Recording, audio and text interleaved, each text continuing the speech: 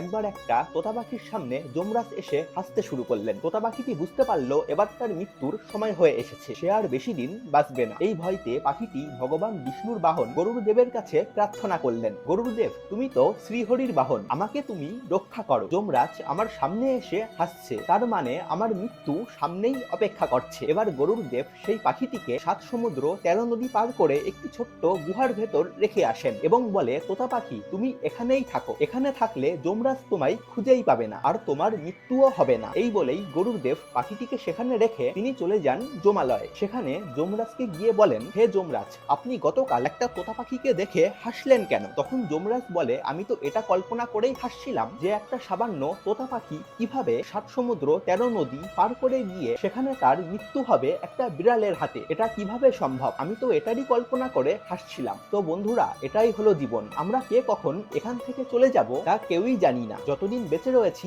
আনন্দে থাকার চেষ্টা করব, রামের নাম নিতে থাকবো, কেননা এটাই জীবন।